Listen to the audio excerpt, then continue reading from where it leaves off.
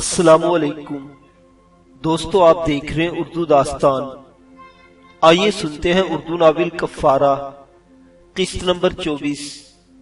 اسی اردو ناول کی سابقہ اقساط سننے کے لیے ڈسکرپشن میں دیے گئے لنک پر کلک کریں۔ مزید ویڈیوز کے لیے ہمارے چینل اردو داستان کو سبسکرائب کریں۔ شکریہ۔ اس نے جھک کر میرے پیر کو دیکھا۔ اس کے چہرے پر تشویش ابھر آئی تھی۔ اس نے خالی برتن وہاں رکھ دیے اور تیز تیز قدم اٹھاتی ہوئی کھیتوں کی طرف چلی گئی۔ میں چند لمحے اس کی طرف دیکھتا رہا۔ اس نے جس طرف اشارہ کیا تھا اس طرف تقریباً 20 گز کے فاصلے پر ایک کچا مکان نظر آ رہا تھا، جس کے آس پاس درخت بھی تھے۔ اس ایک مکان کے علاوہ آس پاس کوئی اور مکان نظر نہیں آ رہا تھا۔ میں نے اٹھنے کی کوشش کی، مگر پیر میں ایک بار پھر ٹیسیں اٹھنے لگی۔ میں پھر بے حرکت ہو کر رہ گیا۔ تقریباً 15 منٹ بعد وہ عورت ایک آدمی کے ساتھ واپس آ گئی۔ اس آدمی کی عمر 40 کے لگ بھگ رہی ہوگی۔ دھوتی کرتا، سر کے بال قریب سے تراشے ہوئے اور بھدے نکوش۔ وہ اکبر تھا، نذیرہ نامی اس عورت کا شوہر۔ اس کے پیر کیچڑ میں لتھڑے ہوئے تھے اور ہاتھوں پر بھی کیچڑ لگی ہوئی تھی۔ وہ مجھ سے کچھ دیر سوالات کرتا رہا، پھر جھک کر مجھے کندھے پر اٹھا لیا اور تیز تیز قدم اٹھاتا ہوا مکان کی طرف چلنے لگا۔ نذیرہ برتن اٹھائے پیچھے پیچھے آ رہی تھی۔ مکان زیادہ بڑا نہیں تھا، صرف 3 کمرے تھے۔ ایک کمرے میں کچھ زرعی آلات پڑے ہوئے تھے، دوسرے کمرے میں ایک چارپائی تھی جس پر میلا سا بستر پڑا ہوا تھا اور کچھ کپڑے بکھرے ہوئے تھے۔ اکبر نے مجھے اس چارپائی پر ڈال دیا۔ نذیرہ اندر آ کر بکھری ہوئی چیزیں سنبھالنے لگی، پھر وہ باہر پڑی ہوئی چارپائی بھی اٹھا کر اندر لے آئی۔ اکبر نے پہلے میرے پیر کو ٹٹول کر دیکھا، پھر نذیرہ کی طرف رخ کر کے بولا، تیل اور ہلدی ملا کر گرم کر لاؤ۔ میرا خیال ہے جوڑ ہل گیا تھا جو اپنی جگہ پر بیٹھ گیا ہے، مالش کرنے سے ٹھیک ہو جائے گا۔ نذیرہ باہر چلی گئی۔ اسے واپس آنے میں 10 منٹ لگے تھے۔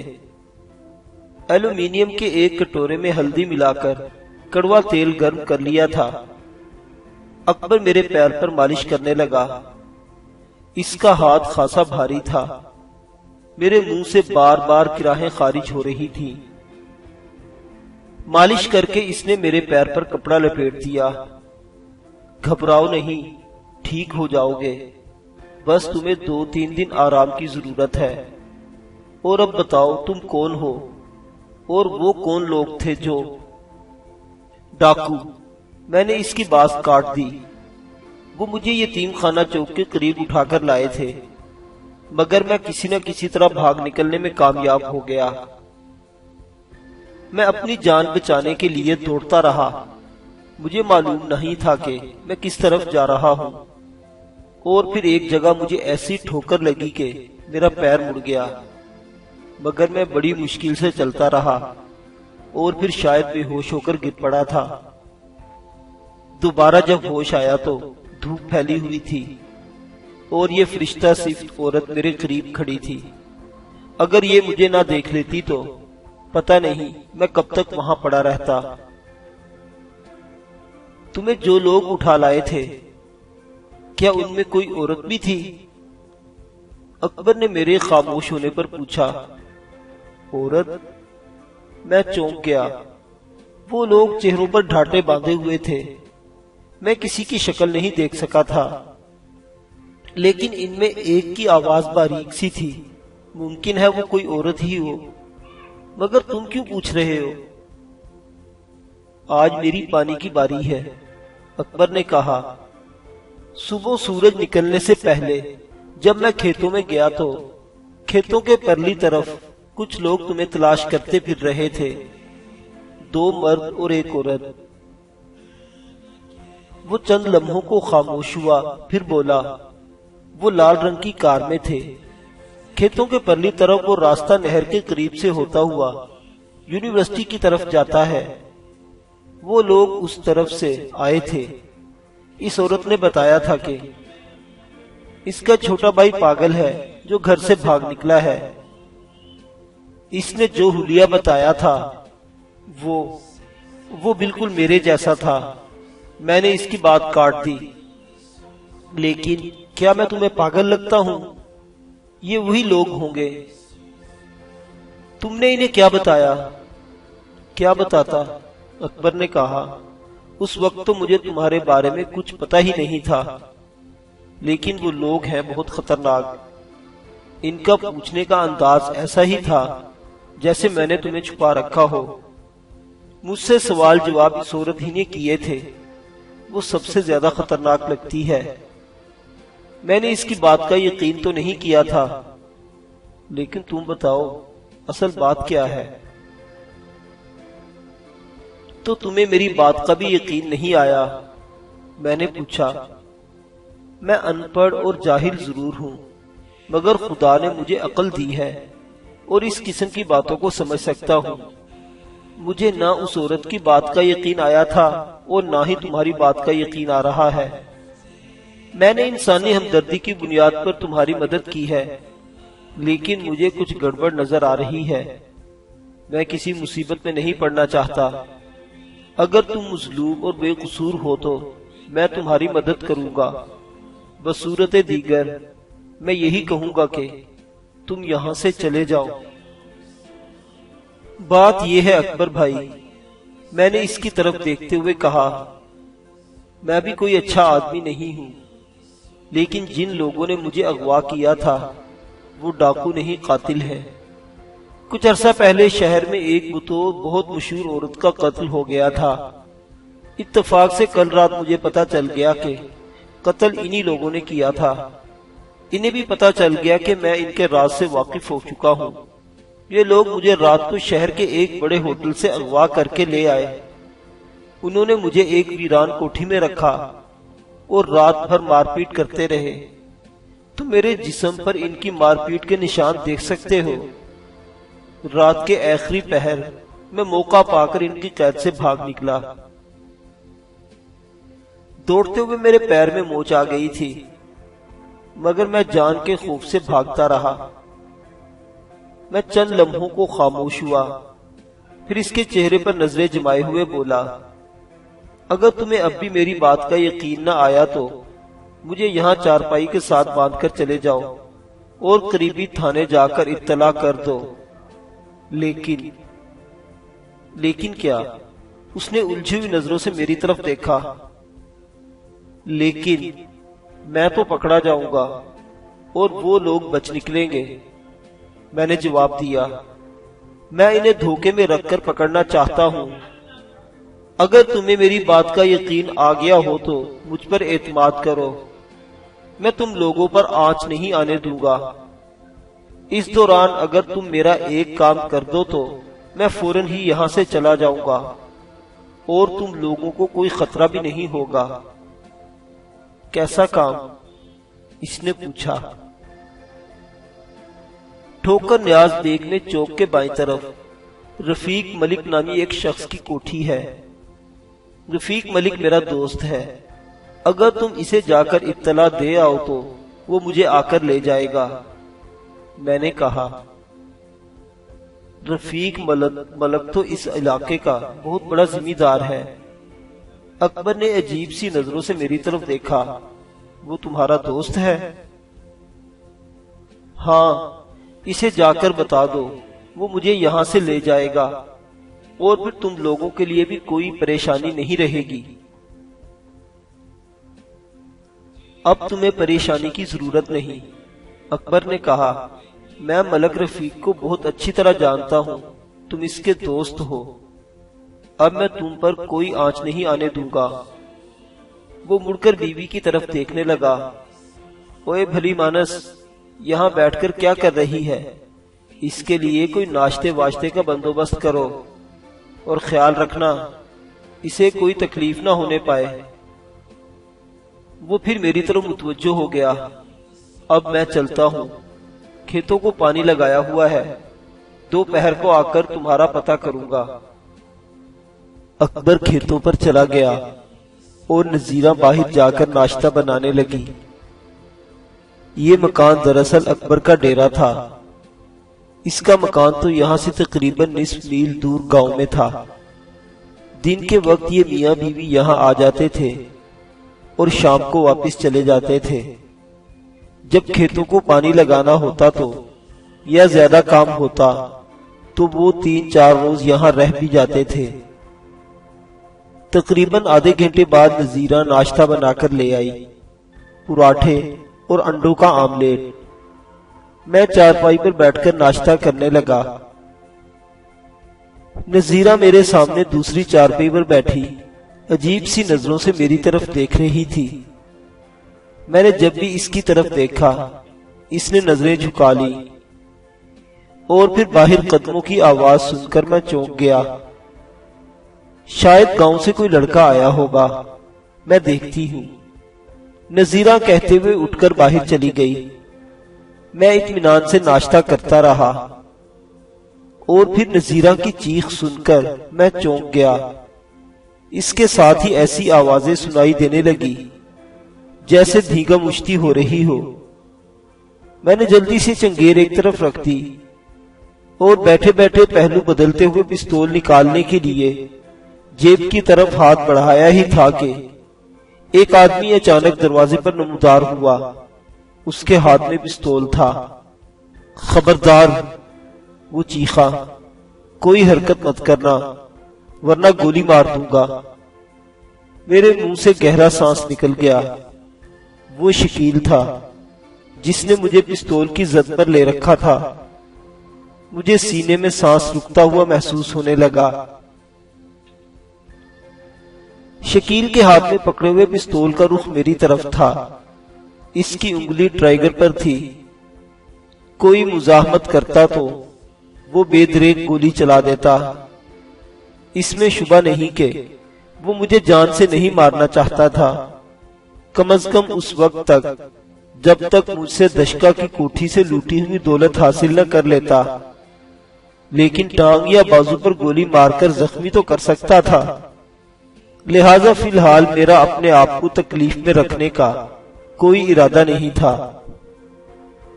بہت چالاک سمجھتے تھے اپنے آپ کو، شکیل کہتے ہوئے دروازے سے اندر آ گیا۔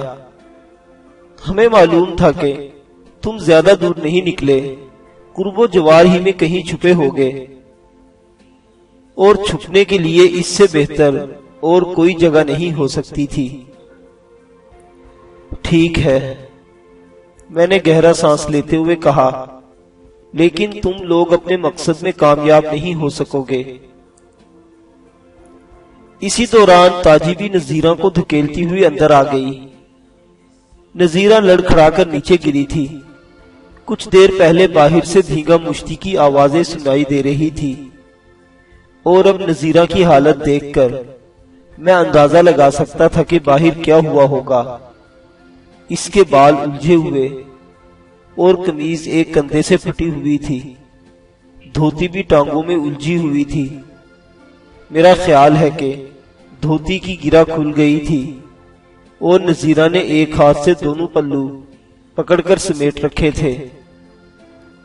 تاجی کے بال بھی الجھے ہوئے تھے اور اس کی قمیض گرے بان سے پھٹی ہوئی تھی، جس سے اس کے سینے کا اوپر کا حصہ برہنہ ہو رہا تھا، لیکن شاید اسے اپنی برہنگی کی پرواہ نہیں تھی۔ اس کا سٹائل اس وقت بالکل بازاری عورتوں جیسا تھا۔ چہرے پر کرختگی اور آنکھوں میں نفرت و حقارت تھی۔ اس کے برعکس نذیرہ کے چہرے پر معصومیت اور خوف کے ملے جلے تاثرات تھے۔ حرام زادی، تاجی غراتی ہوئی اس کی طرف بڑھی۔ مجھ پر ہاتھ اٹھایا تھا تم نے، میرے کپڑے پھاڑ دیے، میں تمہاری ٹانگیں چیر کر رکھ دوں گی۔ اس نے آگے بڑھ کر نذیرہ کو زوردار ٹھوکر ماری۔ نذیرہ چیخ اٹھی، وہ سمٹ کر پیچھے ہٹ گئی تھی۔ تاجی اس کی دھوتی پکڑ کر کھینچنے لگی۔ وہ بڑی حرافہ عورت تھی، نذیرہ کو برہنہ کرنا چاہتی تھی۔ نذیرہ نے بھی دھوتی کو مضبوطی سے پکڑ رکھا تھا، وہ اپنے آپ کو بچانے کی کوشش کر رہی تھی۔ میں ایک شریف عورت کی بے عزتی ہوتے ہی دیکھ سکتا تھا، لیکن شکیل نے مجھے پستول کی زد پر لے رکھا تھا۔ لیکن بالآخر مجھے موقع مل ہی گیا۔ شکیل نے ایک لمحہ کو مڑ کر نذیرہ کی طرف دیکھا اور اسی لمحہ میں نے شکیل پر چھلانگ لگا دی۔ میرے مجروح پیر کی ٹھوکر اس کے پستول والے ہاتھ پر لگی۔ پستول تو اس کے ہاتھ سے نکل کر دور جا گرا، مگر پیر کو جھٹکا لگنے سے میرے منہ سے بھی ہلکی سی چیخ نکل گئی تھی۔ شکیل میری اس جرت پر ایک لمحے کو بھچکا سا رہ گیا۔ اسے شاید میری طرف سے ایسے کسی اقدام کی توقع نہیں تھی۔ میں نے اس کی بدحواسی سے پورا فائدہ اٹھایا اور ایک بار پھر اس پر چھلانگ لگا دی اور اسے ساتھ لیتا ہوا دوسری چارپائی پر گر گیا۔ ہم دونوں چارپائی پر ایک دوسرے سے گتھم گتھا ہو رہے تھے۔ وہ اس وقت میرے نیچے دبا ہوا تھا۔ میں نے اس کے بال پکڑ لیے اور اس کا سر زور زور سے چارپائی کے پائے سے ٹکرانے لگا۔ نذیرہ کے چیخنے کی آواز مسلسل میری سماعت سے ٹکرا رہی تھی۔ وہ بیچاری شریف عورت اپنی عزت بچانے کی کوشش کر رہی تھی اور پھر شاید اس کا وار چل گیا۔ اس نے تاجی کو زوردار دھکا دیا۔ وہ لڑکھڑا کر مجھ سے ٹکرائی اور میں چارپائی کی دوسری طرف الٹ گیا۔ اس طرح شکیل بھی میرے ہاتھ سے نکل گیا۔ میں زمین پر گرا تھا اور اس سے پہلے کہ سنبھل پاتا شکیل نے مجھے چھاپ لیا۔ وہ مجھے بری طرح زمین پر رگید رہا تھا۔ تاجی کو بھی سنبھلنے کا موقع مل گیا۔ اس نے بڑی پھرتی کا مظاہرہ کرتے ہوئے زمین پر پڑا ہوا پستول اٹھا لیا اور اس کا دستہ پوری قوت سے میری کھوپڑی پر رسید کر دیا۔ میری آنکھوں کے سامنے نیلی پیلی چنگاریاں رقص کرنے لگی اور پھر میرا ذہن تاریکی میں ڈوبتا چلا گیا۔ مجھے دوبارہ ہوش آیا تو میں پختہ فرش پر پڑا ہوا تھا۔ میرے ہاتھ پشت پر بندھے ہوئے تھے اور وہی رسی میرے ٹخنوں پر بھی لپٹی ہوئی تھی۔ اکبر نے میرے پیر پر مالش کر کے کپڑا لپیٹ دیا تھا، لیکن اب وہ پٹی میرے پیر پر نہیں تھی۔ پیر کی سوجن کچھ اور بڑھ گئی تھی۔ رسی کی گرہ اس سختی سے لگائی گئی تھی کہ رسی میری کھال میں اترتی جا رہی تھی۔ میں نے بڑے بڑے گردن گھما کر ادھر ادھر دیکھا۔ یہ وہی کمرہ تھا جہاں پہلے بھی مجھے رکھا گیا تھا، لیکن اب یہاں نہ تو وہ پرانا صوفہ تھا اور نہ ہی وہ کرسیاں تھی۔ کمرے میں دونوں بلب جل رہے تھے جن کی تیز روشنی کمرے میں بھری ہوئی تھی۔ میری پشت کھڑکی کی طرف تھی، اس لیے مجھے یہ اندازہ نہیں تھا کہ یہ دن کا وقت تھا یا رات کا۔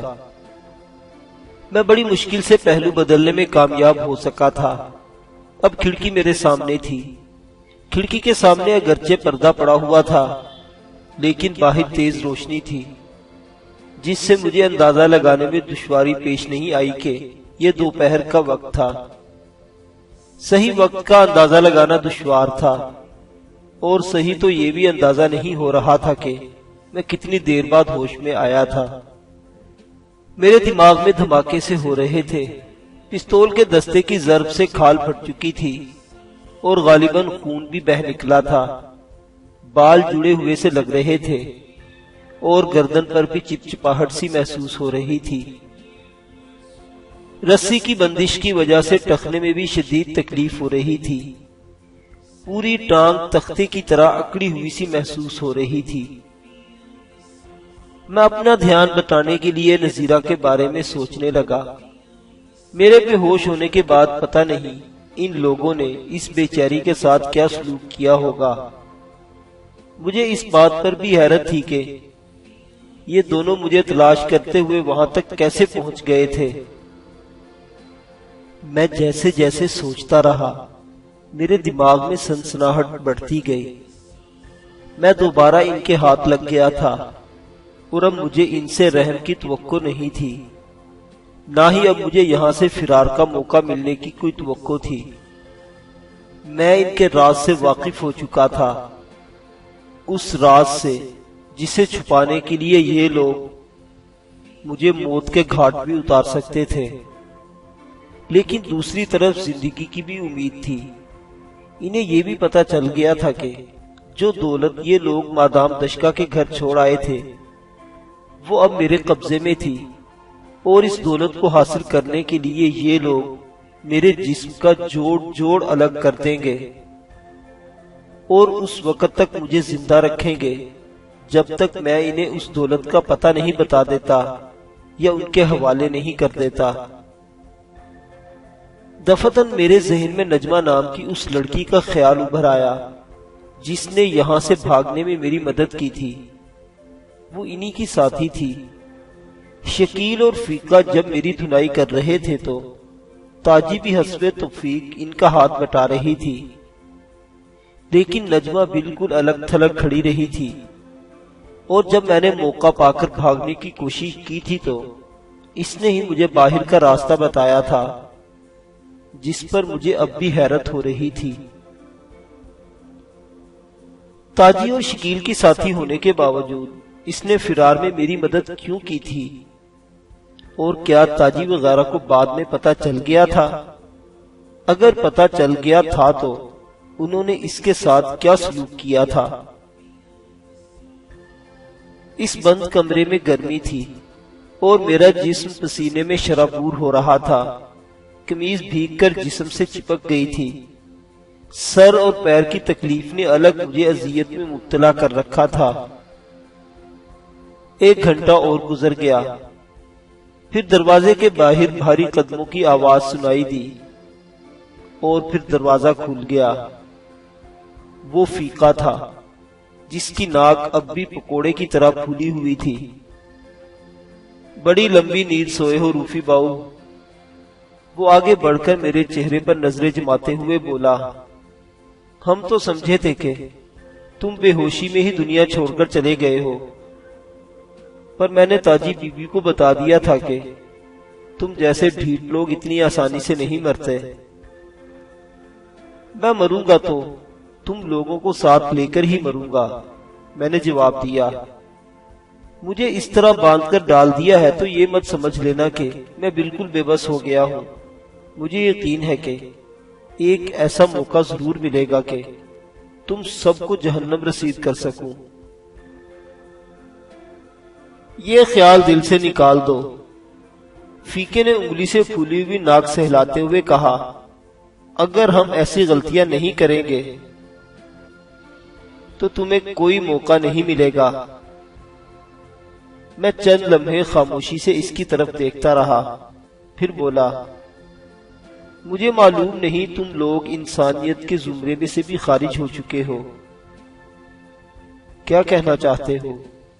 فیقے نے مجھے گھورا۔ ویسے ایک بات شاید تم بھول گئے ہو کہ ہم جیسے لوگ جس دھندے سے وابستہ ہیں اس میں انسانیت نام کی کوئی چیز نہیں ہوتی۔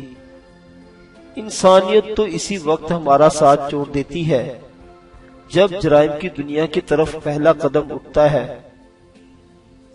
ویسے تم کیا کہنا چاہتے ہو؟ مجھے پیاس لگ رہی ہے، پانی پلا دو، میں نے کہا۔ فیقے کو اس کمرے میں آئے ہوئے 3-4 منٹ ہو چکے تھے۔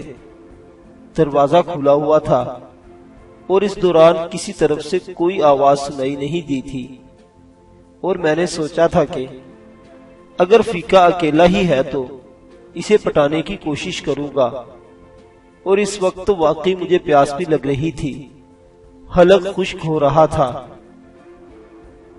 فیقہ چند لمحے مجھے دیکھتا رہا، پھر کمرے سے باہر چلا گیا۔ چند منٹ بعد وہ پانی سے بھرا ہوا گلاس لے آیا اور گلاس میرے سامنے فرش پر رکھ دیا اور مجھے سہارا دے کر اٹھانے لگا۔ میرے پیر بھی پشت پر بندھے ہوئے تھے۔ فیقے نے بڑی بے دردی سے مجھے اٹھایا تھا۔ پیر ذرا سا مڑا تو میرے منہ سے کراہ خارج ہو گئی اس نے ایک ہاتھ سے مجھے سہارا دے رکھا تھا اور دوسرے ہاتھ سے گلاس اٹھا کر میرے ہونٹوں سے لگا دیا۔ میں ایک ہی سانس میں سارا پانی پی گیا۔ شکریہ، میں نے مسکراتے ہوئے کہا، لگتا ہے ابھی تم میں تھوڑی سی انسانیت باقی ہے۔ پیاسے کو پانی پلانا تو بڑے ثواب کا کام ہے روفی باؤ، وہ بولا، اور اسی طرح کسی کے ہاتھ پیر توڑنا بھی ثواب کا کام ہے۔ میں نے اس کے چہرے پر نظریں جماتے ہوئے کہا، تاجی کے ساتھ کب سے ہو؟ کئی سال ہو گئے، پر تم کیوں پوچھ رہے ہو؟ اس نے مجھے گھورا۔ اس سے پہلے تم ہیرا منڈی میں تھے، اور میرا خیال ہے تاجی کا تعلق بھی ہیرا منڈی ہی سے ہے۔ اس کے ساتھ رہتے ہوئے تم عیش تو ضرور کر رہے ہوگے، لیکن کہلاؤ گے دلال ہی۔ اس سے کیا فرق پڑتا ہے؟ فیکے نے ڈھٹائی سے جواب دیا، جب آدمی کا ضمیر مر جاتا ہے، غیرت ختم ہو جاتی ہے، تو چاہے دلال کہہ کر بلاؤ یا کچھ اور، اس سے کوئی فرق نہیں پڑتا۔ بہت فرق پڑتا ہے، میں نے کہا۔ کیا تم ساری زندگی ایک عورت کی غلامی کرتے رہو گے؟ کیا تم نہیں چاہتے کہ تم بھی خود مختار ہو، تمہاری زندگی پر تمہارا اپنا اختیار ہو؟ کیا کہنا چاہتے ہو روفی باؤ؟ اس نے میرے چہرے پر نظریں جما دی۔ میں اتنا بے وقوف نہیں سمجھتا کہ سیدھی سی بات نہ سمجھ سکو۔ میں نے اس کی آنکھوں میں جھانکتے ہوئے کہا، تمہیں معلوم ہے انہوں نے مجھے کیوں پکڑ رکھا ہے؟ مجھے تاجی بی بی کے اندرونی حالات سے کوئی تعلق نہیں، میں تو بس اس کے حکم کا بندہ ہوں، وہ جو کہتی ہے میں کرتا ہوں۔ اس نے کہا، بات یہ ہے فیکے۔ میں کہتے کہتے رک گیا، پھر بولا، لیکن پہلے یہ بتاؤ تاجی اور شکیل کہاں ہے؟ میرا خیال ہے وہ گھر پر نہیں ہے۔ وہ گھر پر نہیں ہے تو یہ مت سمجھنا کہ تم مجھے دھوکہ دے کر نکل سکو گے۔ ویسے نجمہ بی بی گھر میں ہے، مگر اسے ان معاملات سے کوئی تعلق نہیں ہے۔ وہ اپنے کمرے میں بیٹھی کتاب پڑھ رہی ہے۔ اس نے بہت ساری کتابیں جمع کر رکھی ہیں، بس ہر وقت کوئی نہ کوئی کتاب پڑھتی رہتی ہے۔ لیکن تم کیا کہنا چاہتے ہو؟ بات یہ ہے فیکے، میں نے رازدارانہ لہجے میں کہا، میری ان لوگوں سے کوئی دشمنی نہیں ہے۔ کل سے پہلے تو ہم ایک دوسرے کو جانتے تک نہیں تھے۔ تو پھر ان کا دماغ خراب ہے جو تمہیں یہاں اٹھا کر لے آئے ہیں؟ فیکے نے کہا، وہی بتانے جا رہا ہوں۔ میں نے کہا، بات دراصل یہ ہے کہ یہ دونوں میرا مطلب ہے کہ تاجی اور شکیل ایک عورت کے قتل میں ملوث ہیں۔ تم نے بھی سنا ہوگا 15 روز پہلے ایک غیر ملکی عورت کو قتل کر دیا گیا تھا۔ وہ قتل ان دونوں نے ہی کیا تھا۔ میرا خیال ہے تمہارا دماغ خراب ہو گیا ہے۔ اس نے میری بات کاٹ دی۔